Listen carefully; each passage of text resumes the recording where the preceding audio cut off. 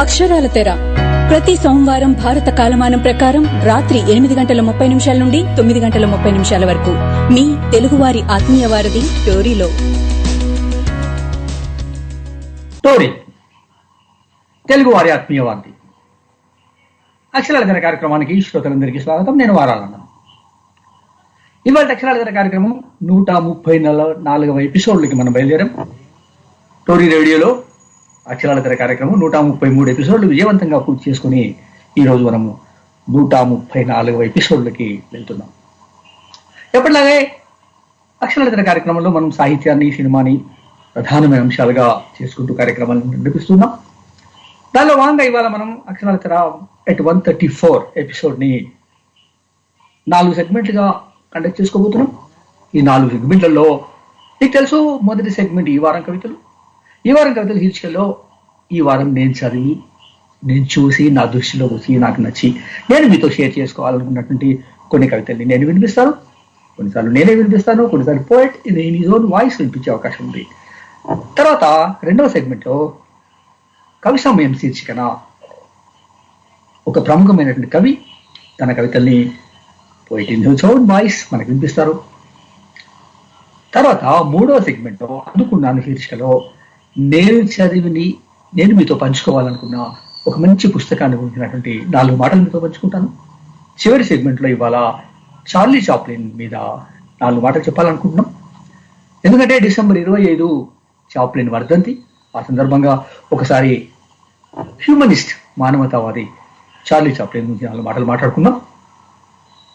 ఇవాళ ఈ వారం కవితల శీర్షిక కింద మనం వినబోతున్న కవితల్లో మొట్టమొదటి కవిత, నేను మీకు వినిపించబోతున్న కవిత రాసింది చందలూరి నారాయణరావు గారు. చందలూరి నారాయణరావు గారు రాసినటువంటి గుండె గూటిపై పిడుగు మాటకు అన్న కవితని ఇప్పుడు నేను మీకు వినిపించబోతున్నాను. తలపుతేమని మడతలెన్నేసినా చెమ్మాగడం లేదు, సన్నగా సెగ కమ్మడం మానలేదు. కళ్ళను సూటిగా తాకి చిందే కన్నీటిలో తీపి శబ్దాలను రంగరించి తాపినా దప్పికారలేదు. మాటతో పాటుగా మనసు కోల్పోయిన నాలుక, సెలయేరై పారి ఎండి సొమ్మసిల్లిన పెదాలు, కల కోరికను తెంపుకొని నిద్రను తెంచుకున్న కళ్ళు, బాధతో బీడై బరువెక్కిన భావుకత,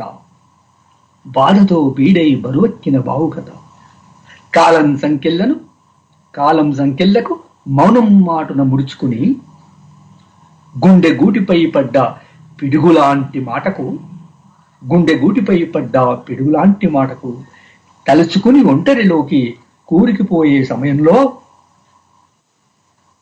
ఏ అక్షరాన్ని నాటాలన్నా చేతికి చలనం లేదు, ఏ భావాన్ని పులుముకోవాలన్నా హృదయంలో సందడి లేదు. ఎదురు తిరిగిన వ్రాతలో వెక్కి ఏడ్చే నిజాలను చూసి ఏళ్ల కొద్దీ తపస్సు చేసి మునివేళ్లకు మతి తప్పి, ఎదురు తిరిగిన వ్రాతలో వెక్కి ఏడ్చే నిజాలను చూసి ఏళ్ల కొద్దీ తపస్సు చేసిన మునివేళ్లకు మతి తప్పి, అక్షరాన్ని తలవాలంటే ఆవేదన, అక్షరాన్ని పిలవాలంటే ఆవేశం. బాగా చెప్పారండి.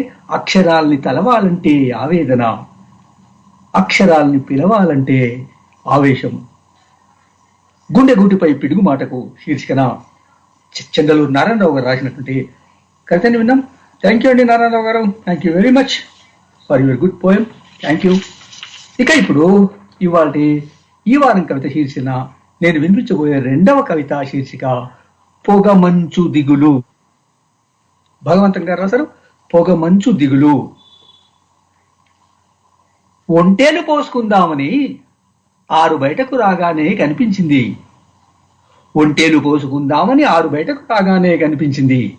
ఎప్పుడో ఎక్కడో చూసినట్లనిపించిన శీతాకాలపు రాత్రి, చలి, నిన్నెక్కడ చూశానో గుర్తు రావడం లేదు అన్నాను.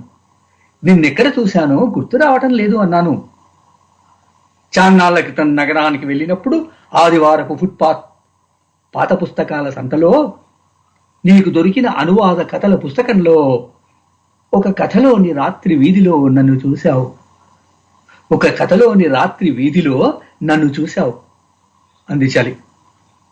పొరలు పొరలుగా జ్ఞాపకం వచ్చిందా ఆ అద్భుతమైన కథ. ఏం లేదు, భరించలేని ఒంటరితనపు అస్తిత్వ అగాధ వంతెనపై నడుస్తున్న యాత్రలో ఏం లేదు, భరించలేని ఒంటరితనపు అస్తిత్వ అగాధ వంతెనపై నడుస్తున్న యాత్రలో కాళ్ళ కింద కమ్ముకున్న చేదు జ్ఞాపకాల శీతల రాత్రుల్ని మినుగురుల వెలుతురులో దాటిన ఒక మనిషి కథ అది. ఏం లేదు, భరించలేని ఒంటరితనపు అస్తిత్వ అగాధ వంతెనపై నడుస్తున్న యాత్రలో కాళ్ళ కింద కమ్ముకున్న చేదు జ్ఞాపకాల శీతల రాత్రుల్ని మినుగురుల వెలుతురులో దాటిన ఒక మనిషి కథ అది. అప్పుడు ఆ చలిని కళ్ళతో చూశాను. ఇప్పుడు అదే చలిని చర్మపు చక్షువులతో చూస్తున్నాను.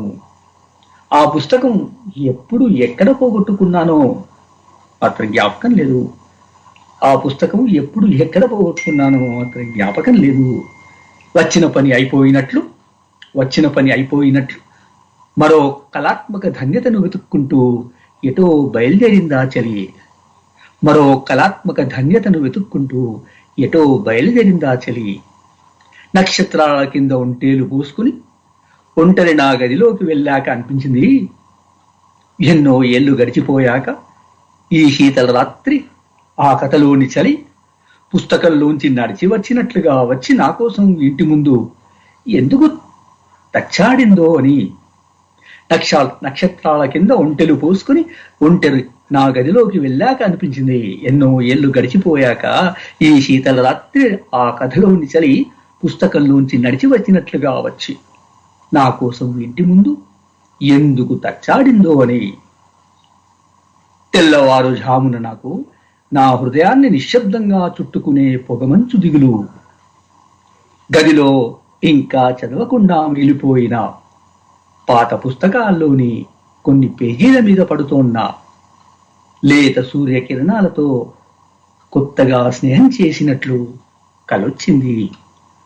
గదిలో ఇంకా చదవకుండా మిగిలిపోయిన పాత పుస్తకాల్లోని కొన్ని పేజీల మీద పడుతోన్న లేత సూర్యకిరణాలతో కొత్తగా స్నేహం చేసినట్లు కలొచ్చింది. భగవంతం గారు రాశారు. థ్యాంక్ యూ అండి భగవంతం గారు. పొగమంచు దిగులు ఒక మంచి కవితని అక్షరాలతర శ్రోతలకు వినిపించే అవకాశం నాకు కల్పించారు. థ్యాంక్ యూ భగవంతం గారు. Thank you very much.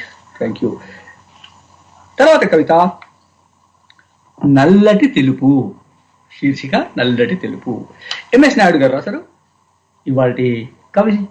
ఈ వారం కవిత శీర్షికలో నేను వినిపించబోయే 3వ కవిత నల్లటి తెలుపు. అందం అందంగా ఎందుకు లేదో ఎవరు చెప్పాలి? ఎంఎస్ నాయుడు గారు రాశారు. అందం అందంగా ఎందుకు లేదో ఎవరు చెప్పాలి? ఒక రంగు మరో రంగుని ఎలా చూస్తుంది? వినగలమా రంగుల్ని? నిశ్శబ్ద స్పర్శ ఏ గాలితో తాగగలను? నీడలు ఏ రంగులో తిరిగి కనిపిస్తాయి? రుచి చూసే రూపం లేని రంగు ఎలా ఉంటుందో? కలని నిద్రని దాటే ఆరని రంగుల రంగు ఎప్పటికి తెలుస్తుంది? అందం అందంగా ఎందుకు లేదో ఎవరు చెప్పాలి? ఒక రంగు మరో రంగుని ఎలా చూస్తుంది? వినగలమా రంగుల్ని? నిశ్శబ్ద స్పర్శ ఏ గాలితో తాకగలను? నీడలు ఏ రంగులో తిరిగి కనిపిస్తాయి? రుచి చూసే రూపం లేని రంగు ఎలా ఉంటుందో? కలని నిద్రని దాటే ఆరని రంగుల రంగు ఎప్పటికి తెలుస్తుంది? ఎంఎస్ నాయుడు గారు, థ్యాంక్ యూ అండి. Thank you very much. మీ కవితను మా శ్రోతలకు వినిపించే అవకాశం కల్పించారు. ఇప్పుడు అక్షరార్థన కార్యక్రమంలో ఒక చిన్న విరామం తీసుకుందాం. Will take a small break.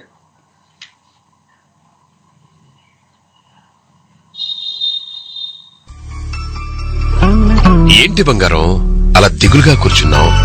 America వెళ్ళడానికన్నీ సర్దుకున్నావు కదమ్మా. ఫ్రెండ్స్ ని వదిలి వెళ్ళడానికి బాధగా ఉందా?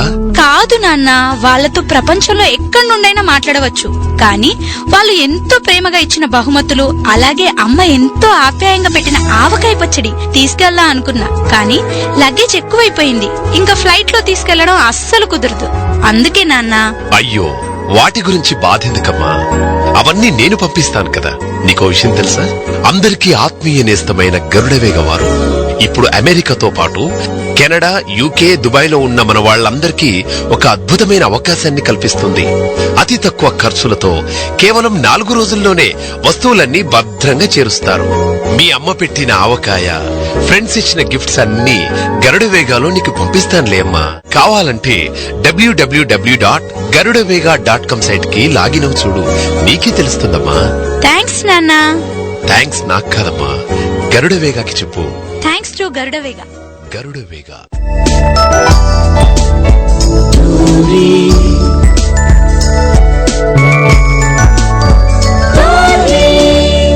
తెలుగువారి ఆత్మీయ వారధి.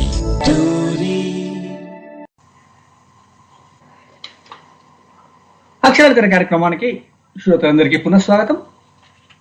ఇవాళ అక్షరార్థన కార్యక్రమంలో భాగంగా మనం ఈ వారం కవితల శీర్షికలో మనం కొన్ని కవితలు వింటున్నాం. ఇప్పుడు నేను మీకు వినిపించబోయే కవిత శీర్షిక కన్నుపోటు. కన్నుపోటు కవితను రాసింది డాక్టర్ నల్వెల భాస్కర్ గారు. నల్వెల భాస్కర్ గారు తెలుగు సాహిత్య ప్రపంచంలోకి చిరపరిచితులు. కథకులుగా, కవిగా, అనువాదకులుగా చాలా ప్రసిద్ధులు. ఆయన కేంద్ర సాహిత్య అకాడమీ అవార్డుని కూడా అందుకున్నారు. ప్రముఖమైనటువంటి అనువాదకుల్లో ఒకరు, ప్రముఖమైన కవుల్లో ఒకరు. భాస్కర్ గారు రాసినటువంటి కవితని ఇవాళ నేను మీకు వినిపించబోతున్నాను. భాస్కర్ గారి కవిత శీర్షిక కన్నుపోటు. ప్రతినిత్యం గుర్తుకు తెచ్చుకోవాల్సింది భూమి మీద చిందించబడిన రక్తం అంటూ ఉదయాస్తమయాల్లోని ఉభయ సంధ్యల ఎరుక పరుస్తున్నది. మళ్ళీ చదువుతాను.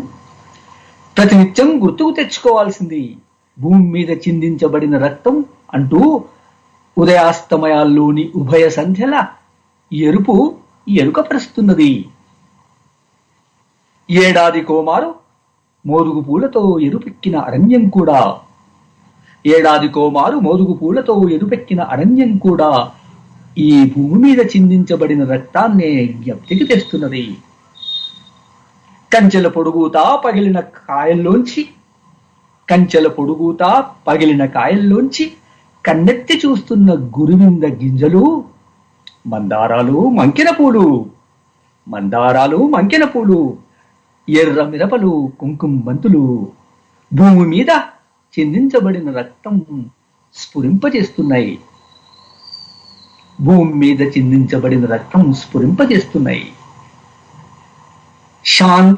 శాంత్యహింసల స్వాతంత్రోద్యమం మాటున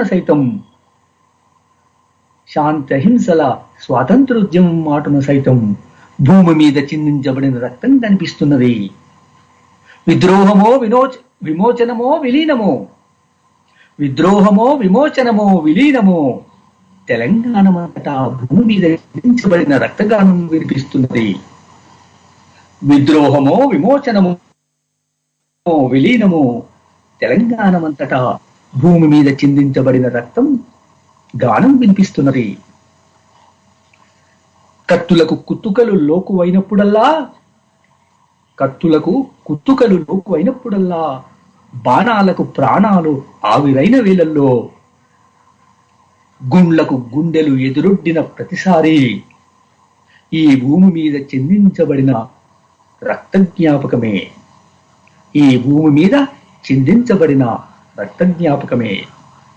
అరటి పళ్ళను సామిల్లులో కోస్తున్న కఠినాత్ములను చూస్తుంటే, రేల పూలను రోళ్లలో నూరుతున్న రోకళ్లను గమనిస్తుంటే, వెన్న ముద్దను గుండ్రాయితో నలగొడుతున్న షాడిస్టులను చూస్తుంటే నాకు భూమి మీద చిందించబడిన రక్తస్మృతే.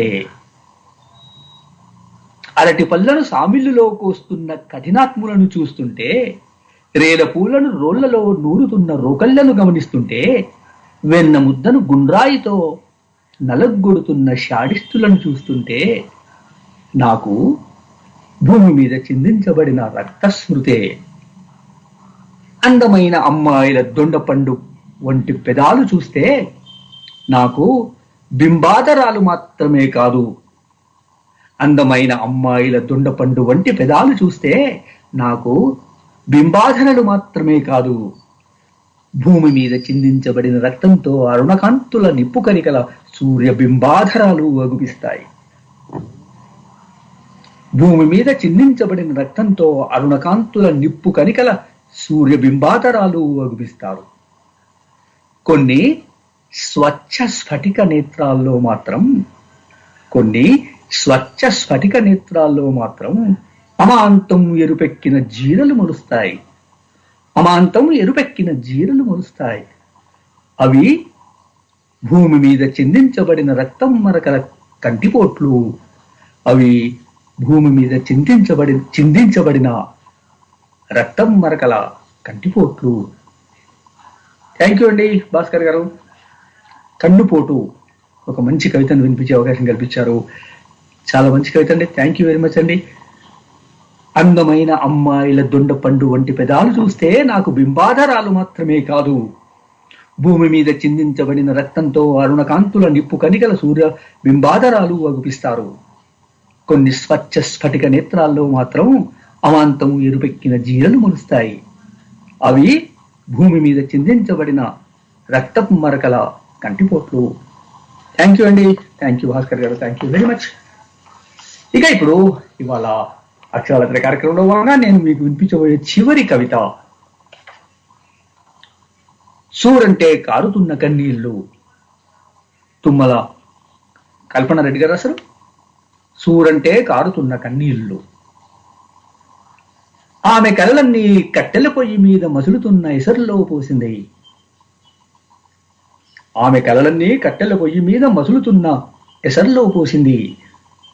ఆమె ఇష్టాలని ఇత్తడి బిందెలో దాచి అటకెక్కించింది. ఆమె తెలివిని తగులేసి గుంజకు కట్టేసింది. ఆమె భవిష్యత్తును బూడిద చేసి తట్టలో ఎత్తి పెంటకుప్పలో పారేసింది. ఆమె కలలన్నీ కట్టెల పొయ్యి మీద మసులుతున్న ఎసరులో పోసింది. ఆమె ఇష్టాలని ఇత్తడి బిందెలో దాచి అటకెక్కించింది. ఆమె తెలివిని తగులేసి గుంజక్కట్టేసింది. ఆమె భవిష్యత్తును బూడిద చేసి తట్టలో ఎత్తి పెంటకుప్పలో పారేసింది. ఆమె అడుగులు ఊడ్చిన ఆకిలి వరకే. ఆమె మాటలు ఇంటి పెంకుల కిందే. ఆమె మోస్తున్న బరువు వీపు నానుకున్న మొగురానికి ఎరుక. ఆమె దుఃఖం ఇంతటిదో ఉప్పు నీళ్ళ తెలుసు. ఆమె గుండె ఎసుంటిదో కొప్పెర కింద మండుతున్న కుర్రాయి నడుగు. ఆమె అడుగులు ఊడ్చిన ఆకిలి వరకే. ఆమె మాటలు ఇంటి పెంకుల కిందే. ఆమె మోస్తున్న బరువు వీపు నానుకున్న మొగురానికి ఎరుక. ఆమె దుఃఖం ఎంతటిదో ఉప్పు నీళ్ళ బాయికి తెలుసు. ఆమె గుండె నప్పి ఎసంటిదో కొప్పెర కింద మండుతున్న కుర్రాయి నడుగు. ఆమె కష్టాలు ఆ ఇంటి సూరంటే కారుతున్న కన్నీళ్లు.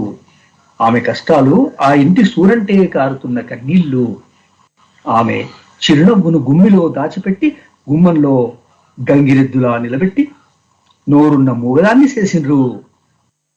ఆమె చిరునవ్వును గుమ్మిలో దాచిపెట్టి గుమ్మంలో గంగిరెద్దులా నిలబెట్టి నోరున్న మూగదాన్ని చేసిండ్రు.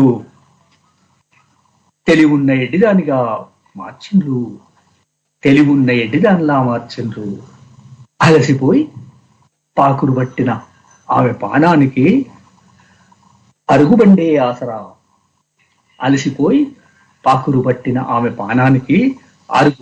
ఆసరా. అరుగుబండే ఆసరా. థ్యాంక్ యూ అండి కల్పన గారు. థ్యాంక్ యూ వెరీ మచ్ అండి. Thank you. ఇప్పుడు ఒక చిన్న విరామం తీసుకుందామండి. ఈ విరామం తర్వాత మళ్ళీ మనం ఈ వారం కథలోకి వద్దాం.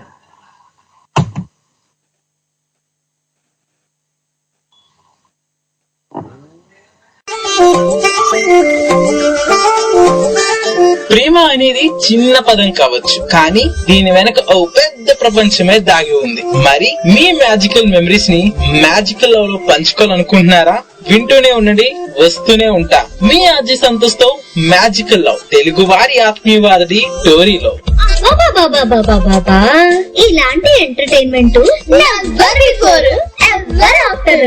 ఎంటర్టైన్మెంట్ విషయంలో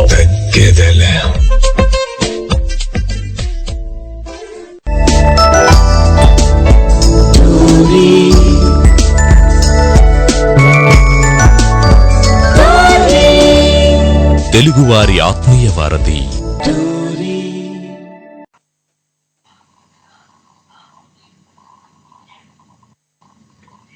టోరీ తెలుగు వారి ఆత్మీయ వారధి అక్షరార్థన కార్యక్రమంలో భాగంగా మనం ఇందాక ఈ వారం కవితల శీర్షికలో 5 కవితలు విన్నాం.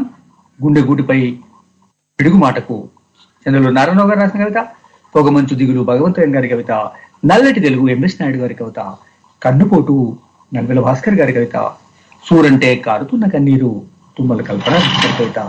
ఈ వారం నేను చదివి, నేను చూసి, నాకు నచ్చి, నేను నా దృష్టిలో రుచి మీతో పంచుకుందాం అనుకున్న 5 కవితలు నేను మీకు వినిపించాను. ఆ కవితలు రాసిన కవులందరికీ ధన్యవాదాలు. Thank you very much. ఇక ఇప్పుడు ఇవాళ 2వ సెగ్మెంట్లోకి మనం బయలుదేరుతున్నాం. 2వ సెగ్మెంట్లో భాగంగా ఇవాళ కవి సమయం శీర్షికన ప్రముఖ కవి బిల్ల మహేందర్ గారు తమ కవితలు వినిపిస్తారు. Poet in his own voice ఆయన తన కవితలు వినిపించబోతున్నారు.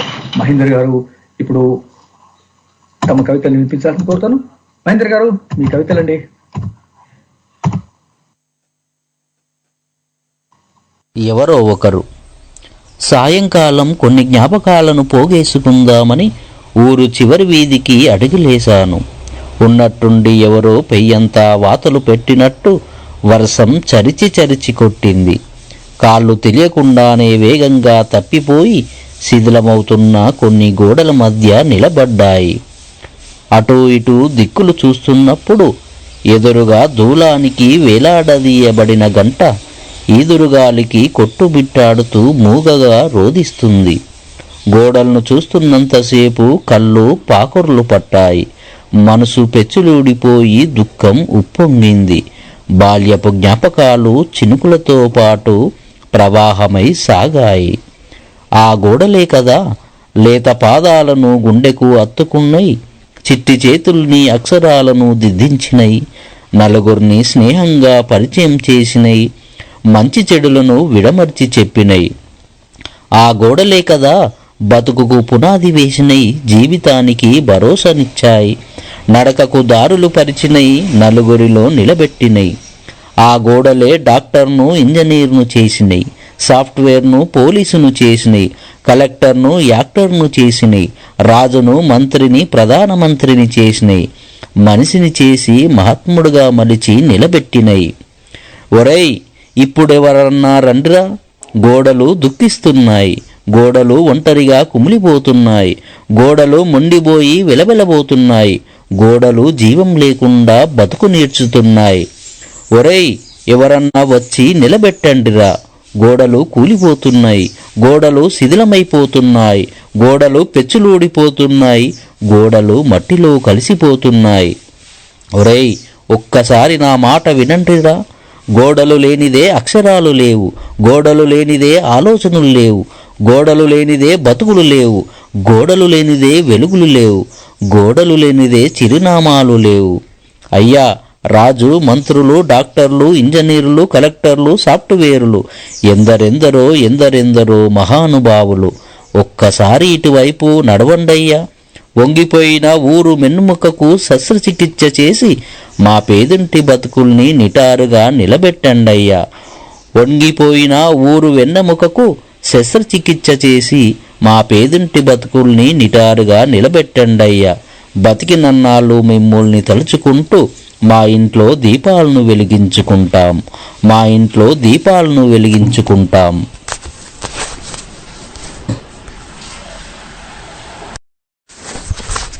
నేను మాట్లాడుతున్నాను.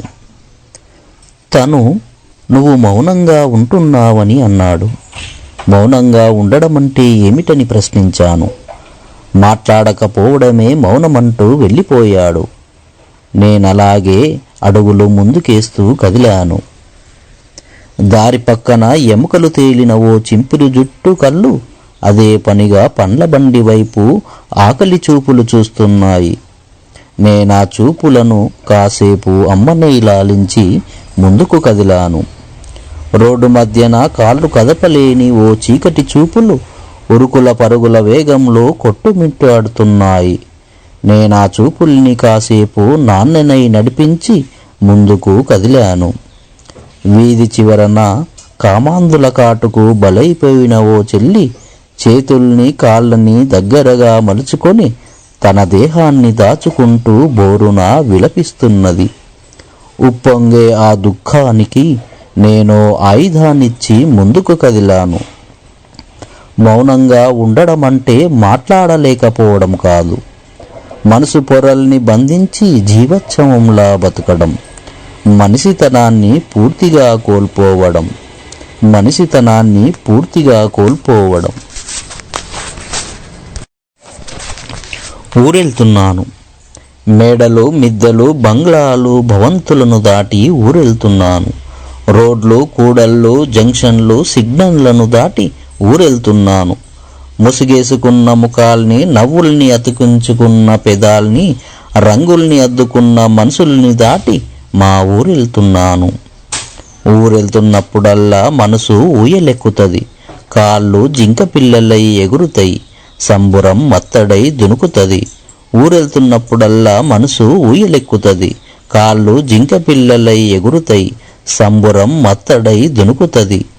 పండుగకో పబ్బానికో ఊరికొచ్చి పోతున్నప్పుడల్లా ఊపిరి నిడిచినట్టు ఒకటే రందయితది. అవ్వ దూరమైపోతున్నట్టు పానమంతా గుబులైతది.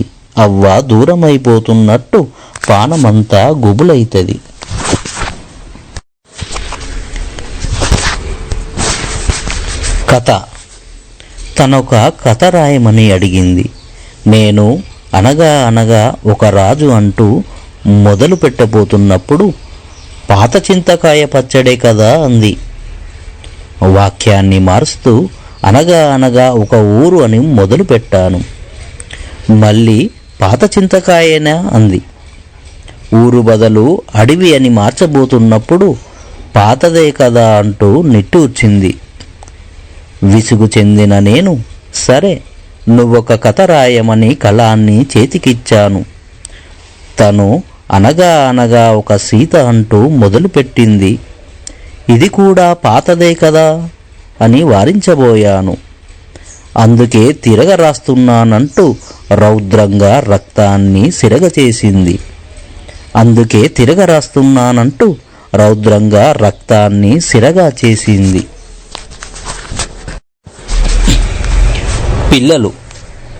పిల్లలు మట్టి ముద్దలు ప్రమిదలు చేసి ఒత్తులు పెట్టి నూనెని పోసి వెలిగిస్తే చాలు తారా జువ్వలవుతారు. పిల్లలు రెక్కల పక్షులు మట్టిని అలికి తోటను పూయించి కొద్దిగంత దారిని వదిలితే చాలు సీతాకోక చిలుకలవుతారు. పిల్లలు లేగదూడలు చెట్లను పెంచి కొమ్మలను వంచి చేతులను కొనలకందిస్తే చాలు జింక పిల్లలవుతారు. పిల్లలు నవ్వే పువ్వులు దగ్గరకు తీసుకొని బుగ్గలను గిల్లి ముద్దు పెట్టి మురిపిస్తే చాలు ఎర్ర గులాబీలవుతారు. పిల్లలు నీటి చెలిమలు అక్షరాలను ముద్దలుగా నోటికందించి వేలి కొసలను మెల్లగా వదిలితే చాలు పారే సెలయేరులవుతారు.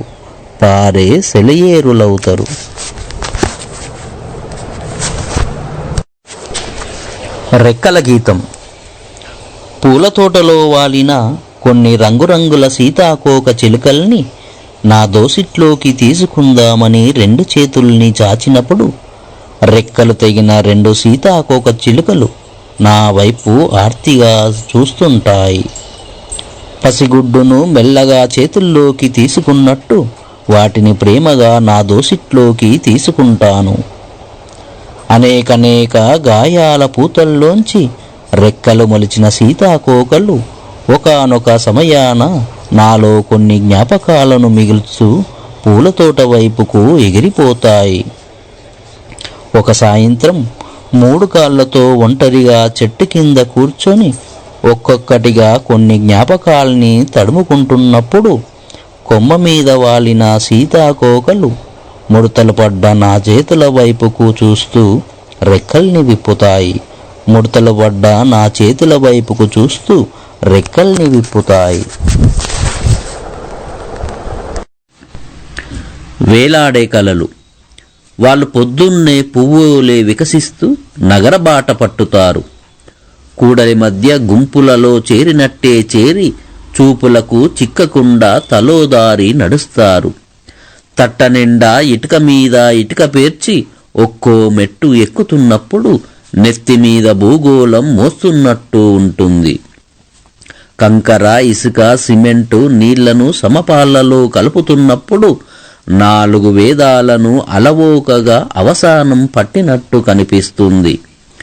వస్తున్నప్పుడు ఎన్ని కలలను వెంట తెచ్చుకుంటారో. చెమట చుక్కలతో నగరాన్ని అందంగా చెక్కి శిల్పిలా వెళ్ళిపోతుంటారు. రాత్రి అలిసిన ముఖాలతో గూడు కట్టుకున్న కలల్ని ఎప్పటిలాగే గుడిసె చూరుకు వేలాడతీసి పొద్దున్నే తూర్పు మీద ఉదయిస్తుంటారు. 2 రాత్రుళ్ళు ఒక స్వేచ్ఛ. రాత్రి దిక్కు తెలియక అటూ ఇటూ వెళుతున్నప్పుడు ఒకానొక కూడలి మధ్య నిలబడి దారి చూపుతున్న అంబేద్కరు చూపుడు వేలు వైపు నడిచాను. చీకటి తొలగిపోయింది. రాత్రి సరిగ్గా నిద్ర పట్టక సతమతమవుతున్నప్పుడు లేచి వీధి వైపుకు అడుగులేశాను. రోడ్డుకు ఇరువైపులా కొందరు యాచకులు పేదరికాన్ని కప్పుకొని గాఢంగా నిద్రపోతున్నారు. జ్ఞానం ఉదయించింది. పొద్దున్నే పిచ్చుక అరుపు. ఎప్పటిలాగే కిటికీ వైపు చూశాను. పిచ్చుక లేదు. చిన్నారి గది వైపు నడిచాను. పాప పంజరంలోని పిచ్చుకతో ముచ్చటిస్తోంది. తనను చేతుల్లోకి తీసుకొని మెల్లగా అదిమి పట్టుకున్నాను. నాన్న వదిలిపెట్టు, ఆడుకుంటా అంది. మరి అది అంటూ పిచ్చుక వైపు చూపెట్టాను. తలుపు తెరుచుకుంది. పాప, పిట్ట ఇద్దరూ తుర్రుమని ఎగిరిపోయారు. నేను మరణిస్తూనే ఉన్నాను. ఎవరైనా ఈ దుఃఖాన్ని చెరిపేస్తే బాగుండు. గుండె చెరువైదాకా ఏడ్వాలంటే దేహంలో సత్తువ లేదు, కళ్ళలో తడిజాడలేదు. బతుకంతా అసమానత సిలువను మోస్తున్నాను. అడుగడుగున అవమానపు చూపులను ధరిస్తున్నాను. పేరులో మనిషిని మాయం చేసి మతాన్ని వెతుకుతున్నారు. కులాన్ని చూసి వెలికోత కోస్తున్నారు. ఊరెప్పుడూ నాది కాలేదు. బతుకు చుట్టూతా కంచె నాటి పొలిమేర పాతేసింది. నగరమెప్పుడూ నా భుజాన్ని తట్టి పరికలించలేదు. మురికి కాలువలు, ఫుట్పాతులు నా చిరునామాగా మార్చింది. పిడికడు ఆత్మగౌరవాన్ని నిలబెట్టుకోవాలని ఏ తీరం వెంబడి పయనించినా గాయాలు అలలు అలలుగా తాకుతూనే ఉన్నాయి. నా దేశం ఏ కులంగానో మతంగానో విడిపోయిన ప్రతిసారి నేను మరణిస్తూనే ఉన్నాను. నేను మరణిస్తూనే ఉన్నాను.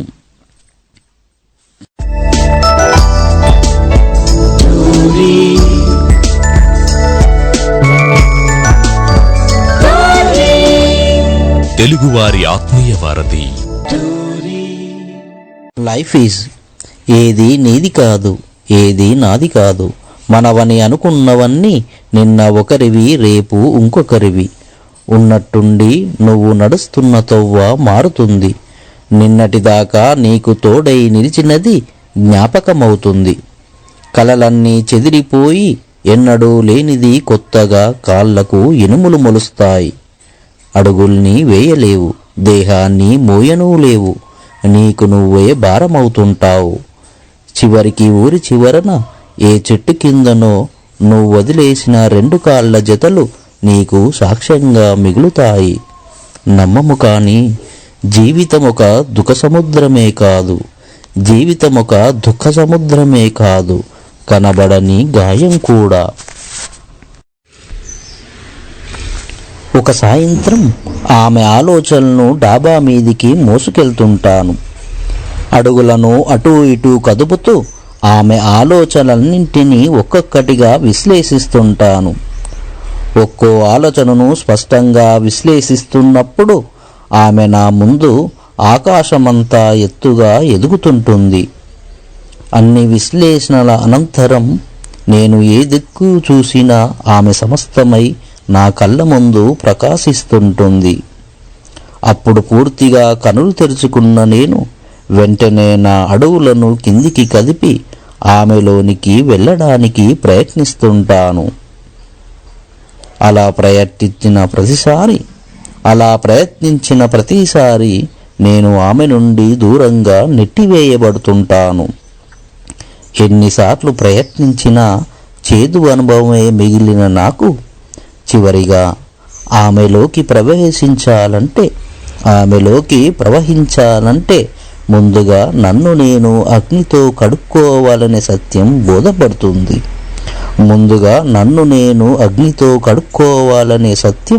బోధపడుతుంది. మా చిరునామాను ఇవ్వండి. గాయానిదేమున్నది? ఇవాళ కాకపోతే రేపు, రేపు కాకపోతే ఇంకో 4 రోజులు. అసలు దేహమే మాయమైపోతే ఎట్లా? బతుకుదేమున్నది? ఏ క్షణం ఏమవుతుందో, ఎప్పుడు మట్టిపాలవుతుందో. అసలు పుట్టుకనే నిషేధమైపోతే ఎట్లా? జీవితానిదేమున్నది? ఇక్కడ కాకపోతే వేరొక చోట, అక్కడ కాకపోతే మరొక చోట. అసలు చిరునామానే కోల్పోతే ఎట్లా?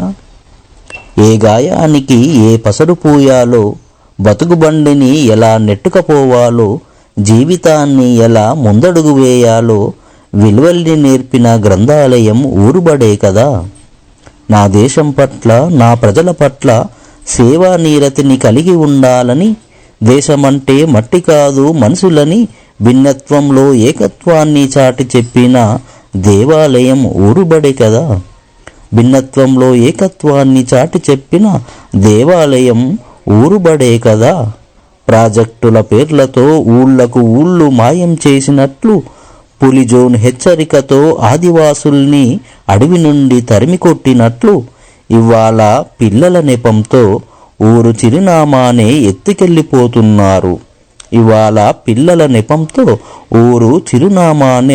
ఎత్తుకెళ్ళిపోతున్నారు. ఇప్పుడు నా బంగారు తెలంగాణలో నీళ్లు, నిధులు, ఉద్యోగాలే కాదు, మా పేద బిడ్డల చదువుల్ని కూడా ప్రశ్నార్థకమే.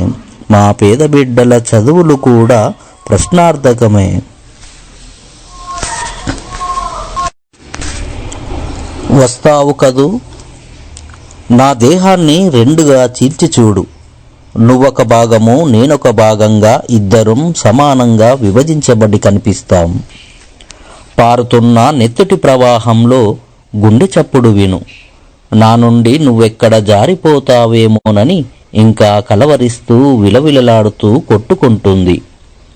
నా గుండె గదులను ఒక్కసారి తెరిచి చూడు. నన్ను నేను బొమ్మగా గీసుకున్న ప్రతిసారి నాకు తెలియకుండానే నువ్వు నాలో ఎంతగా ఆక్రమించుకున్నావో తెలుస్తుంది. నేను నిన్ను ప్రేమిస్తున్నాను. యుగ యుగాల నుండి గొంతెత్తి అందరూ చెప్పే మాటే కావచ్చు. ఇంతకన్నా గాఢంగా వ్యక్తీకరించలేని అనామకుడను. నిన్ను చూసినప్పుడల్లా నా కళ్ళు మాట్లాడుతాయే కాని ఏ భాషనో ఎప్పుడూ అర్థం కాదు. నీకు ఈ లోకానికి ఇక తెలియజేయాల్సింది ఏమీ లేదు. బహుశా ఇంకేమీ ఉండకపోవచ్చు. బయటకు కనిపించే నేను తప్ప కనబడని నాలోని నవ్వును బద్దలు చేయలేను. ఎముకలు కొరికే ఈ చలిలో మరణమంచున వేలాడుతున్నాను. మంచు ముద్దగా మారకముందే ఒక్కసారి నీ కళ్ళతో మాట్లాడి నన్ను ఈ మట్టి నుండి విముక్తిని ప్రసాదించు. జాగ్రత్త. మీరు మెత్తగా మృదువుగా ఉంటారు. వాళ్ళు మీ మీద గరుకుతనం చూపిస్తారు. మీరు పువ్వులా సుకుమారంగా ఉంటారు. వాళ్ళు మిమ్మల్ని కసితీరా నలిపేస్తారు. మీరు తీగల సున్నితత్వంతో ఉంటారు. మిమ్మల్ని చిదిమేయడమే వాళ్ళ తత్వం. మీరు సౌందర్య రాసులని, అప్సరసలని కీర్తించబడుతారు. మిమ్మల్ని దోచుకోవడమే వాళ్లకు తెలిసిన బీభత్సరసం. మీరు అసక్తులని, బలహీనులని లిఖించబడుతారు. అందుకే వాళ్ళు బలాత్కారం చేస్తుంటారు. ఇక్కడ స్త్రీలు పూజించబడరు, చెరచబడుతారు. మాట్లాడితే నాలుకను తెగ్గొస్తారు. అడ్డుపడితే వెన్నెముకలను విరిచేస్తారు. ఎదురు తిరిగితే కాల్చి బూడిద చేసి సాక్ష్యం లేకుండా చేస్తారు. బిడ్డ, జాగ్రత్త. ఈ దేశం ఇప్పుడు ఓ రాక్షస రతి క్రీడా కేంద్రం. అభ్యుదయం. నేను అతడిని నువ్వేం చేస్తావని అడిగాను. దానికతడు నేను కవిత్వం రాస్తాను అని అన్నాడు. ఉత్సాహంతో నువ్వేం కవిత్వం రాస్తావని అడిగాను. కళ్ళను ఎగురవేస్తూ అభ్యుదయ కవిత్వం రాస్తాను అని అన్నాడు. మరింత ఉత్సాహంతో ఏది, నువ్వొక కవిత చెప్పవా అడిగాను. మీరు భలేవారండి, అది ఇప్పుడెలా సాధ్యమవుతుంది? ఇక్కడొక ఇల్లు లేదు, కుర్చీ లేదు, ఓ చెట్టు లేదు, పక్షి లేదు అంటూ కసురుకున్నాడు. నవ్వుతూ పైన భగభగ మండుతున్న సూర్యుణ్ణి చూపించాను. చూడలేకపోయాడు. కింద తన నిలబడ్డ మట్టిని ముట్టుకోమన్నాను. ముట్టుకోలేకపోయాడు. పక్కన చెత్తకుండీలో కదలాడుతున్న పసివాడి ఆకలి గీతాన్ని వినమన్నాను. వినలేకపోయాడు. కొన్నాళ్ల తర్వాత అనుకోకుండా ఈరోజు కలిసిన తను ఇవాళ ఓ సాయంత్రం సభలో జనకవిగా అవార్డును అందుకోబోతున్నాడు. జనకవిగా అవార్డును అందుకోబోతున్నాడు. ఇవాళ ఆమెను కవిత్వం చేద్దామని కలం చేత పట్టాను. ఆలోచిస్తూ ఆమెను ఇలా రాయడం మొదలుపెట్టాను. ఆమె అమ్మ, ఆలి, అక్క, చెల్లి, నేల, నింగి, అగ్ని, చిరుగాలి, సముద్రం. ఆమె ప్రేమ, ఆత్మీయత, అనురాగం, ఆత్మవిశ్వాసం, ఆత్మగౌరవం, శక్తి, యుక్తి, జ్వాల, స్ఫూర్తి, చైతన్యమూర్తి. ఆమె గేయం, పద్యం, కవిత, కావ్యం, సృష్టి, ఓ అనంతం, బహుముఖి. ఇలా ఏదో పూనకం వచ్చిన వాడిలా రాస్తున్నప్పుడు ఒక్కసారిగా ఎందుకో పేజీలను వెనుకకు తిప్పి చూశాను.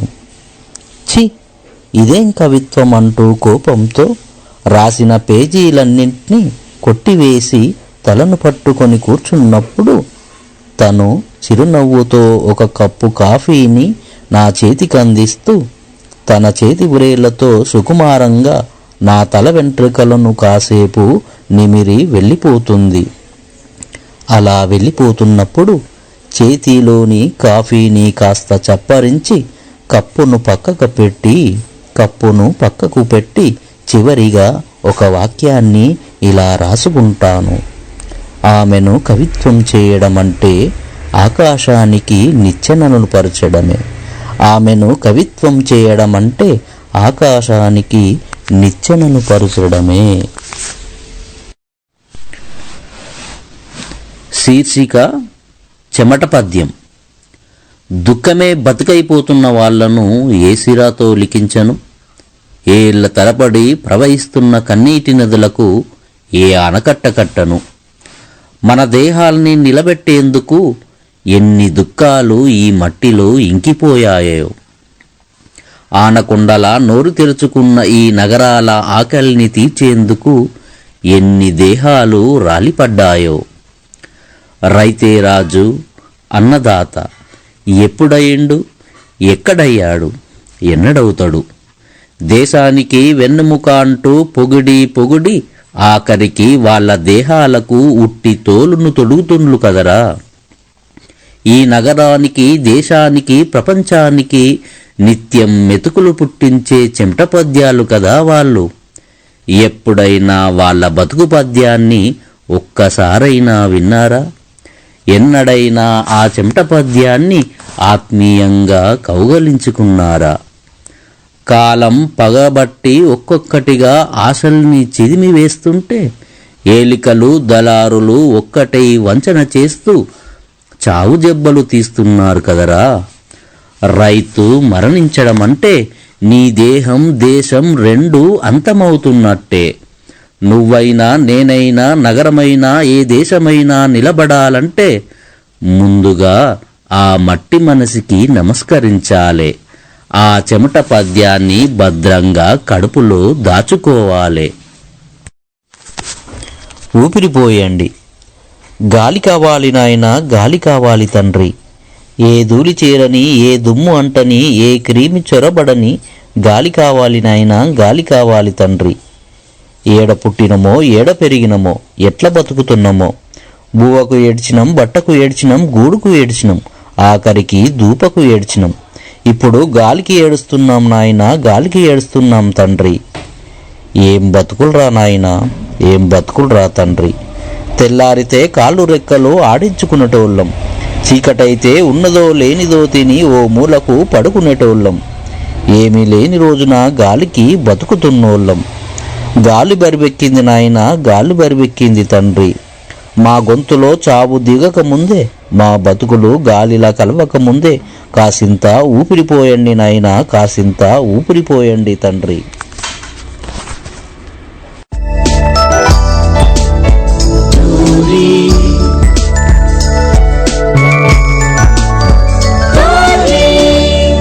తెలుగువారి ఆత్మీయ వారధి.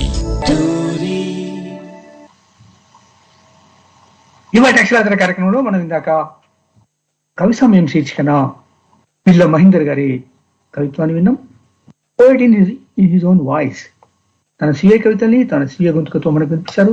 థ్యాంక్ యూ అండి మహేందర్ గారు, థ్యాంక్ యూ వెరీ మచ్. మీరు సమయం తీసుకొని అక్షరాధర శ్రోతలకి మీ కవిత్వం వినిపించారు. థ్యాంక్ యూ అండి. ఇక ఇప్పుడు ఇవాళ 3వ సెగ్మెంట్ లో భాగంగా అందుకున్నాను శీర్షికన నేను ఇవాళ ఒక పుస్తకాన్ని గురించి మీతో పంచుకోదలుచుకున్నాను. ఆ పుస్తకం ఏంటంటే Sahir a literary portrait. Sahir పైన ఒక అద్భుతమైనటువంటి పుస్తకం వచ్చింది. సాహిర్ అంటే సాహిర్ లుధియాన్వి. హిందీలో, ఉర్దూలో, హిందీ సినిమాల్లో గొప్ప పాటలు రాశారు, ఉర్దూ కవిత్వాన్ని రాశారు. అద్భుతమైన కవిగా, అద్భుతమైన లిరిసిస్ట్ గా పేరున్నటువంటి సాహిర్ లుధియాన్వి గురించి ఆయన 100 years అయిన సందర్భంగా వచ్చినట్టు పుస్తకాన్ని నేను మీకు పరిచయం చేయబోతున్నాను.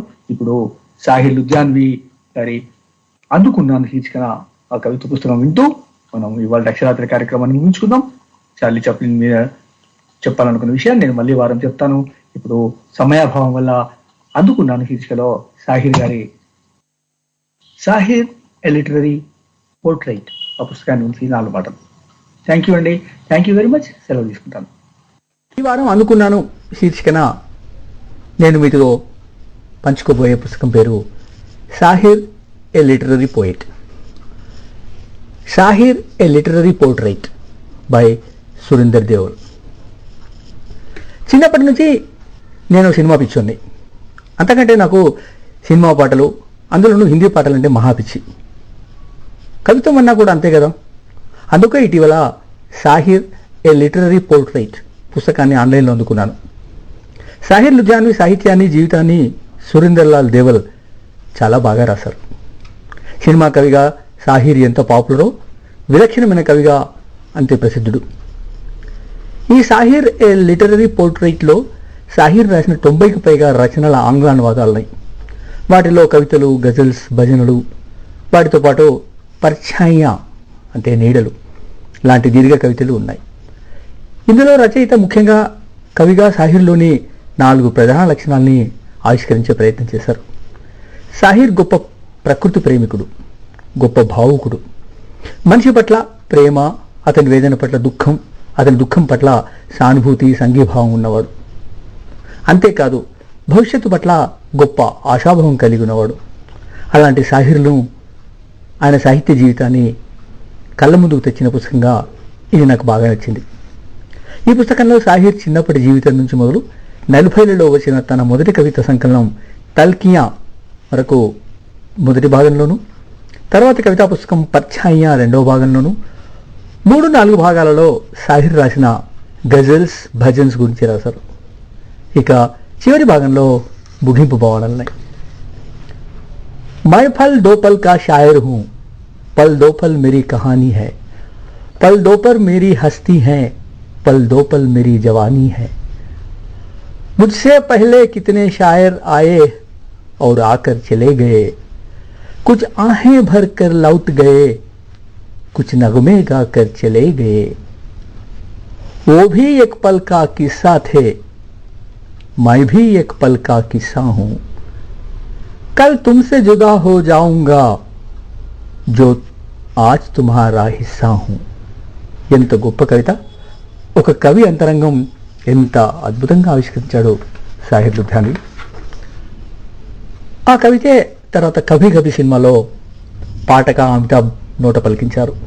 ఇందులో కవి ఇట్లా అంటున్నాడు, గతంలో ఎంతోమంది మహాకవులు వచ్చారు, గొప్ప కవిత్వాన్ని అందించి వెళ్ళిపోయారు. నేను అంతే, ఒక క్షణపు చరిత్రను. ఇక ముందు కూడా నాకంటే గొప్ప కవులు వస్తారు, మీకంటే మంచి శ్రోతలు వస్తారు. ఎంత వాస్తవిక మానవిక ఆవిష్కరణ! ఇది సాహిర్కే చెల్లింది. అంతేకాదు, ఏ దునియా అగర్ మిల్ భీ జాయే తో క్యా హై, ప్యాసా సినిమాలో పాట. చలో ఎక్ బార్ ఫిర్ సే అజ్నబీ బన్ జాయే హమ్ దోనో, గుమ్రాహలో సినిమా పాట. ఇట్లా ఎన్ని పాటలు దశాబ్దాలుగా వింటూ మైమర్చిపోయాను, గున్గునాయిస్తూ ఊగిపోయాను. నేను పాటల పిచ్చోన్నని ముందే చెప్పాను కదా. 70లోనే సిలోన్ రేడియోలో వచ్చే బినాకా గీత్మాల అంటే ప్రాణం పెట్టేవాడిని. ప్రతి బుధవారం రాత్రి 8 అయిందంటే చాలు రేడియో ముందుకు చేరాల్సిందే. అంతేకాదు, ప్రతిరోజు ఉదయం 7:30కు ప్రసారం అయ్యే పురాణీ ఫిల్మోం కా గీత్ వినాల్సిందే. అట్లా పాటలంటే ప్రాణం పెట్టి నేను క్రమంగా ఆ పాటల గాయకులే కాకుండా సంగీత దర్శకుల పేర్లు, రాసిన కవుల పేర్లు తెలుసుకోవడం మొదలుపెట్టారు. అందులో నాకు కవిగాను, సినీ గీత రచయితగాను మదిలో నిలిచిపోయినవాడు సాహిర్. అట్లా కవిత్వము, పాటలు రాసి మెప్పించిన సాహిర్ పుట్టి 100 ఏళ్లు పూర్తయ్యాయి. ఆయన రచనలు, కవితలు ఈనాటి సమస్యలకు అద్దం పడతాయి. ప్రగతిశీల ఉద్యమాలకు ఆయన కవితలు ఇప్పటికీ స్పృశిస్తూనే ఉంటాయి. సాహిర్ లుధియాన్వి మార్చి 8, 1921లో ఒక జమీందారీ కుటుంబంలో పుట్టాడు. ఆయన మొదటి పేరు అబ్దుల్ హై ఫజల్ అహ్మద్. సాహిర్ అన్న పేరును తన కలం పేరుగా పెట్టుకున్నాడు. జమీందారీ కుటుంబంలో పుట్టినప్పటికీ జమీందారీ దర్జాలను, సౌఖ్యాలను ఆయన అనుభవించలేదు. ఎందుకంటే ఆయన పుట్టిన కొన్నాళ్ళకే తల్లిదండ్రులు విడిపోయారు. సాహిర్ తల్లి సర్దార్ బేగం కొడుకును తీసుకుని భర్త నుంచి దూరంగా వెళ్ళిపోయింది. సాహిర్ చిన్నప్పుడే తన తల్లిని హింసించే తండ్రిని ఆయన అసహించుకున్నాడు. అది ఆయనపై గొప్ప ప్రభావాన్ని చూపించింది. ఒక నవ యువకుడిగా సాహిర్ సమకాలీన రాజకీయ, ఆర్థిక, సాంఘిక సమస్యలపై స్పందించేవాడు. సాహిర్ను తల్లే కష్టపడి పెంచింది. లాహోర్లోని దయాల్ సింగ్ కాలేజీలో చదివాడు సాహిర్. ఎన్నాళ్ళని అందరి గొంతును నొక్కేస్తారు, మేము చూస్తాం. ఎన్నాళ్ళని రగులుతున్న ఉద్వేగాలను ఆపగలుగుతారు, మేము చూస్తాం. హమ్ దేఖేంగే అంటూ సాహిర్ రాసిన కవిత పాకిస్తాన్ పాలక వర్గాలకు ఆగ్రహం కలిగించింది. ఫలితంగా సాహిర్ లుధియాన్వి ఇండియాకు వచ్చేశాడు. ఇండియా వచ్చిన తర్వాత సాహిర్ అభ్యుదయ రచయితల సంఘంలో చురుకుగా ఉండేవాడు. ఫైజ్ అహ్మద్ ఫైజ్, ప్రేమ్చంద్, అలీ సర్దార్ జాఫ్రీ లాంటి మహామహులతో కలిసి పనిచేశాడు. ఆయన పేదలు, కార్మిక వర్గం సమస్యల పట్ల స్పందిస్తూ అనేక కవితలు రాశారు. సాహిర్ లుధియాన్వి రాసిన అద్భుత కవిత్వాన్ని ఆవిష్కరించిన పుస్తకంగా సాహిర్ ఏ లిటరరీ పోర్ట్రైట్ మిగిలిపోతుంది. చివరగా ఈ సాహిర్ కవితను మన్నం చేసుకుంటూ ముగిస్తాను.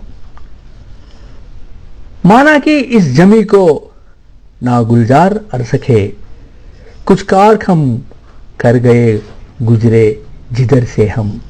అవును, ఈ ప్రపంచాన్ని నందనవనంగా మార్చలేకపోయాం. అవును, ఈ ప్రపంచాన్ని నందనవనంగా మార్చలేకపోయాం. కానీ మనం నడిచిన దారిలో కొన్ని ముళ్ళనైనా తీసివేయగలిగాం, కానీ మనం నడిచిన దారిలో కొన్ని ముళ్ళనైనా